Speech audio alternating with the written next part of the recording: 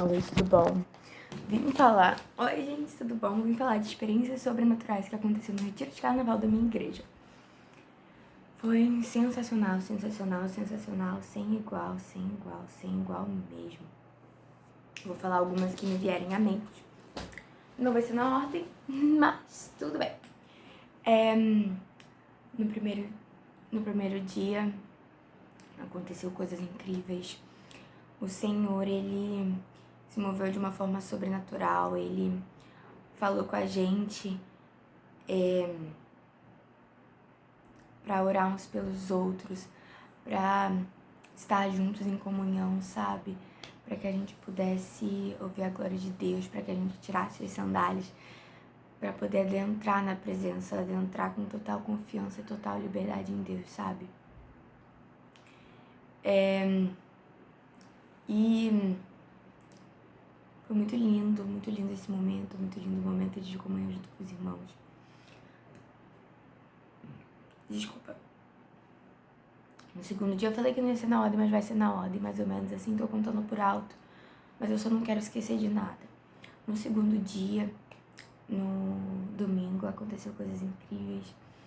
2 meninas novas chegaram lá, uma menina nova que eu conhecia chegou lá no retiro. No dia anterior, no dia anterior, tinha vivido uma experiência sobrenatural com Jesus, de tipo assim, eu me senti direcionada no louvor a tirar a sandália, e eu tirei a sandália, e depois que o apóstolo falou sobre tirar as sandálias, eu fiquei meio, que lindo! Sobre, sabe, se entregar completamente. O pastor da noite tinha falado sobre como essa geração é uma geração de se entregar a Deus, uma geração do avivamento, sabe? Algo assim, coisas sinceras mesmo, sabe? E o Senhor foi muito lindo, porque no domingo ele falou, dando continuidade a isso, eu junto com umas 2 meninas, eu tava meio mal, meio triste, sem motivo, do nada, assim, e aí eu fui sozinha pra um lugar, e aí as 2 meninas que são do meu grupo familiar, GC, Cela, tanto faz, me viram, me chamaram pra perto.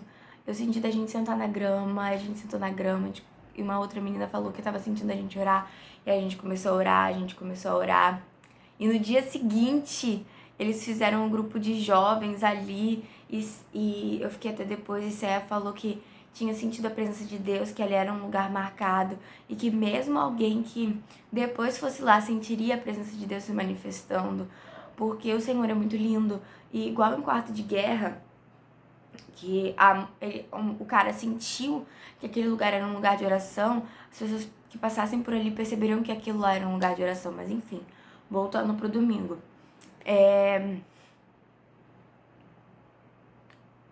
A gente brincou muito na piscina, a gente teve conversas muito profundas, a gente ministrou na vida um do outro através do dia a dia, sabe? E de noite teve um mover sobrenatural do céu, teve um culto esplêndido, um louvor em que a presença de Deus estava baixinha, tete a tete com a gente. Não tinha água, mas a gente tomou banho de balde. O céu tava baixinho, a gente orou, a gente foi se entregando a Deus e sendo ministrado pelo Senhor e se entregando profundamente ao Senhor. Eu tava lá na frente, orando, de joelhos assim, com as mãos pro alto, e eu soube que uma menina foi tocada por isso, por esse momento em que eu tava ali com Jesus, sabe? Só num relacionamento com Ele que ela foi muito tocada, porque normalmente as pessoas da cidade não se envolvem verdadeiramente com Jesus, sabe? E eu achei isso tão lindo porque eu não tava com essa pretensão. Depois eu voltei, aí a gente orou umas pelas outras. Eu orei junto com uma outra menina lá. Aí lá atrás a gente abraçou uma pessoa que foi direcionada pelo Espírito Santo também, sabe? E foi muito lindo. E essa foi a tarde e a manhã do segundo dia. E a noite também. Passando pra segunda, foi uma experiência sobrenatural. A gente começou o dia com um exercício físico que foi muito massa, muito incrível. E a gente teve um bate-papo super interessante sobre como Jesus é que nos traz a verdadeira alegria, sabe? Sobre como a verdadeira alegria está na eternidade, está em viver para Jesus, porque só Ele pode preencher o vazio do nosso coração. Porque só ele tem as palavras de vida eterna e cada um foi puxando o gancho de uma coisa, foi puxando o gancho de uma coisa. A gente tava comentando sobre um pastorzão lá que tava falando um monte de besteira sobre o evangelho, um monte de coisa contrária, mente bíblica. Mas enfim, num vídeo só, não tô dizendo que tudo que ele fala tá errado, não sei, não vejo com frequência, mas nesse vídeo específico ele falou uma baboseira. Foi uma coisa que era contrária à palavra, mas nada contra, todo mundo erra. Se ele se arrependeu, amém. Entendeu? A gente só tava comentando sobre esse ato, não por ser por ele, mas por ser algo falado, a gente só tava comentando sobre. E a gente falou dos grupos familiares, sobre como isso é importante. E durante o dia a gente estava sendo ministrado muito pelo Senhor na simplicidade. De noite teve um mover sobrenatural do Espírito Santo. Foi no domingo, na verdade, foi falado sobre João Batista, sobre a geração que vai preparar o caminho para o Senhor, a geração que vai estar ali preparando o caminho para o Senhor, vai estar ali não se importando com o que vão falar, não se importando com o que vão pensar, se vestindo de forma diferente, falando de forma diferente, comendo de forma diferente dos outros, porque João Batista não era algo assim, uau, né? Alguém que escolheu ficar no deserto, alguém que escolheu passar por dificuldades para glorificar a Deus, alguém que comparado com outros não fez nenhum milagre palpável. Ele não fez nenhum milagre palpável, mas Jesus falou que nascido de mulher não houve nenhum outro como João Batista. Porque João Batista foi sincero, ele cumpriu a missão que ele foi chamado para cumprir, e isso bastou, sabe? Isso foi o que Jesus se importava, entendeu? Isso era o que Jesus se importava. De verdade, calma aí. Só conferindo. Isso era o que Jesus se importava. E foi isso, sabe? E na segunda também teve um mover sobrenatural que os pastores estavam falando sobre como na época deles, eles carregaram a arca da presença e profetizaram que sobre a vida dos jovens nós carregaríamos a arca e traríamos a presença de volta. Traríamos essa unção de volta, que nós nos derramaríamos de novo e de novo. E de novo e de novo e de novo. E eu comecei a fazer um cântico profético, que não acontece com frequência, eu normalmente sou muito tímida. E não é normal isso acontecer, mas eu ali ministrando assim, com um cântico profético, espontâneo, eu orei junto com uma amiga minha, e a gente estava cantando junto, a gente orando, profetizando sobre a vida de uma da outra, que a gente estaria passando por esse mover sobrenatural juntas. E Saia ministrou meu coração, e alguém ministrou meu coração, orou por mim, falando que não era para eu ter pressa em sair daquele lugar, que não era para me apressar em sair. E eu percebo que isso é muito uma distração que Satanás tem posto no nosso tempo, que os céus estão abertos, que comparado com a antiga época, que os céus estavam fechados, mas os adolescentes tinham muita fome e sede.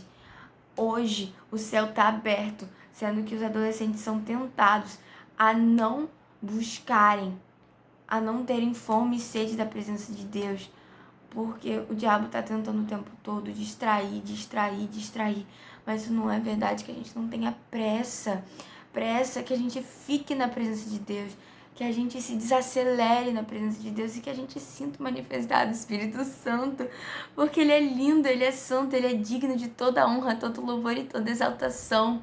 E eu junto com a minha amiga, a gente tava orando uma pela outra, e ela orou pela minha vida para que eu seja cheia do Espírito Santo. E eu orando para que ela fosse cheia, para que não fosse só eu cheia, mas que fosse uma nação inteira cheia, os jovens, e que de nós partisse o verdadeiro avivamento, um despertar, uma volta ao princípio, uma volta ao coração quebrantado e contrito, porque eu não sei os outros, mas eu percebi que em mim o meu coração precisava de Jesus. O meu coração estava meio paralisado, estava meio distraído, estava meio ruim. E eu precisava, ainda preciso de Jesus. E hoje no grupo, uma menina cantou um louvor que foi muito direcionado pelo Espírito Santo.